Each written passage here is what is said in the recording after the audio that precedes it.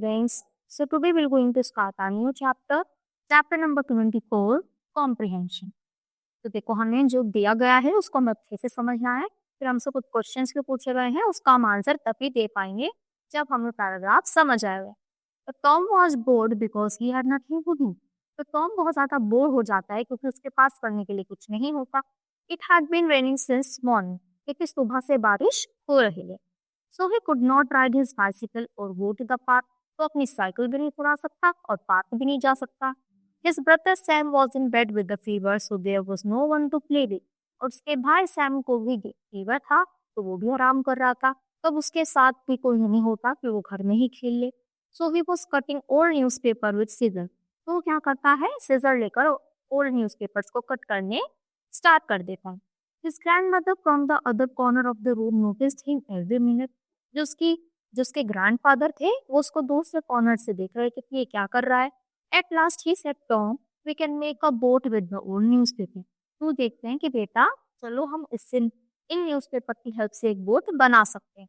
Come here and watch, कि इधर आओ और देखो। Tom could not believe, but the grandfather began folding a piece of old newspaper slowly and carefully. तो Tom को भरोसा ही नहीं होता। वो देखता है कि जो ग्रैंडफादर है वो उस पेपर से बोट बनाना स्टार्ट करते हैं। When he finished, the newspaper looked just like a boat. जब वो फिनिश हो जाते हैं यानी उसको बनाकर खत्म हो जाते हैं, तो देखता है कि जो एक सिर्फ न्यूज़पेपर हुआ करता था वो बिल्कुल बोट जैसा लग रहा है। Now you try it, he said handing Tom a sheet of newspaper. तो वो उसको शीट ऑफ न्यूज़पेपर देते हैं और बोलते हैं कि चलो अब तुम ट्राई करो। Grandfather help Tom hold the paper until they had need another boat. तो ग्रैंडफादर हेल्प करते हैं जब तक टॉम एक और बोट ना बना ले। Then using a candle, grandfather rubbed some wax on the bottom of each boat. तो कैंडल की हेल्प से थोड़ी सी वैक्स लगाते हैं दोनों ही बोट के नीचे। This made the bottom of the boat waterproof. तो ये क्या बना देती है उसको waterproof, यानी अब वो डूबेगी नहीं और हिले भी नहीं होगी। It will not sink very soon, यानी इतनी आसानी से इतनी जल्दी से वो पानी में नहीं डूब। When the rain stopped, they floated their paper boats on a stream of water in the street. जब बारिश रुक गई तो उन्होंने अपने बोट्स को जो पानी भर गया था उस पर फ्लोट करवाया। They raced with their paper boats down the street. और उन्होंने आपस में रेस भी लगाई कि देखना है उसकी बोट ज्यादा आगे तक जाती है। They made more paper boats and played until it was almost dark outside. उन्होंने और बोट्स बनाई, बहुत एंजॉय करा। जो टॉम बोर हो रहा था वो बोर भी नहीं हुआ और जब तक बिल्कुल अंधेरा नहीं हो गया वो और बोट्स बनाकर ऐसे ही खेलते रहे। तो what was the weather like, weather कैसा था? सुबह से बारिश हो रही थी और मतलब बाहर नहीं जा सकता था। टॉम बोर क्यों हो रहा था? क्योंकि वो बाहर साइकिल नहीं चला सकता था पार्क में। उसका भाई को भी फिक्र था, वो भी आराम कर रहा था। How did Tom grandfather help him to get rid of boredom? उसके ग्रैंडफादर ने क्या करा, उसको पास बुलाया और न्यूज़पेपर से एक बोट बनाई। Why did grandfather apply wax? Wax क्यों लगाई थी बोट के बॉटम पर? ताकि वो वाटरप्रूफ हो जाए और पानी में आसानी से सिंक ना हो पाए।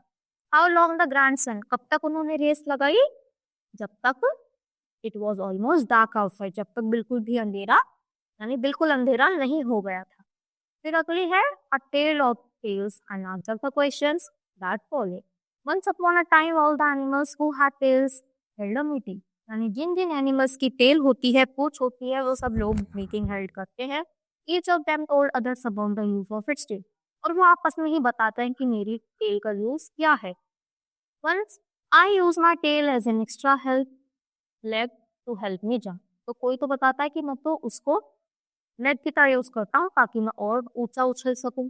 Said the kangaroo. Hoping and leaping, कि मैं तो उससे होप भी कर सकता हूँ, ज्यादा लंबाई तक होप कर सकता हूँ यानी जंप कर सकता हूँ। I shall swing from branch to branch with mine checker the monkey. तो मंकी बोलता है मैं अपनी टेल की हेल्प से, पूंछ की हेल्प से एक ब्रांच से दूसरी ब्रांच पर जा सकता हूँ। I spread my tail when I run fast, bellowed the bull. I steer myself through the water with my tail, said the fish. तो सब लोग बताते हैं कि फिश बोलती है मैं अपनी टेल से अपने ऊपर पानी कर सकती हूँ। बुल बोलती है कि मैं क्या कर सकती हूँ, अपनी टेल से ही जितनी इच्छा है उतनी ज्यादा तेज उसको मूव कर सकती हूँ।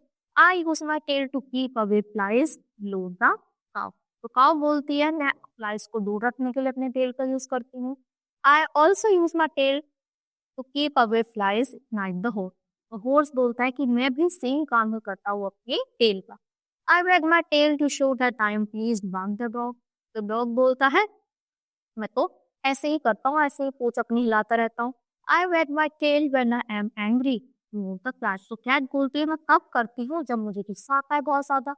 आई walk my tail up like a little white flag to show when the danger is near. The rabbit cried out. तो रैबिट बोलता है कि मैं तो तब करता हूँ, यानी रेड फ्लैग आ चुका है, बहुत ज्यादा डेंजर में है, तब मैं अपने टेल का यूज करता हूँ।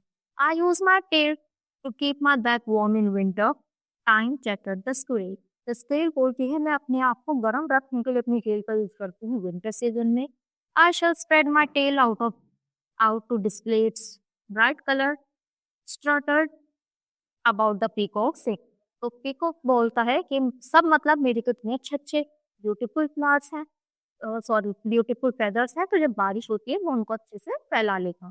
तो ये सब अपने टेल्स का यूज बता रहे। तो हाउ डज द कंगारू, तो जैसे हमने अभी पढ़ा है तो वही यूजेस हमें इसमें बताना कि कंगारू किस लिए यूज करता है, वॉक करने के लिए ताकि वो ज्यादा कूद पाए।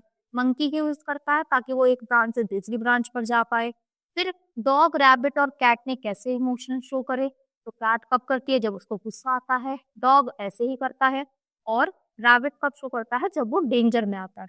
विच animals use their tails to keep flies away, तो ताकि फ्लाइज दूर रहें, तो काऊ ने भी ऐसे ही यूज करा था, और उसके साथ हॉर्स ने भी सेम काम किया था। Right 5 words of sounds made by the animals from the park.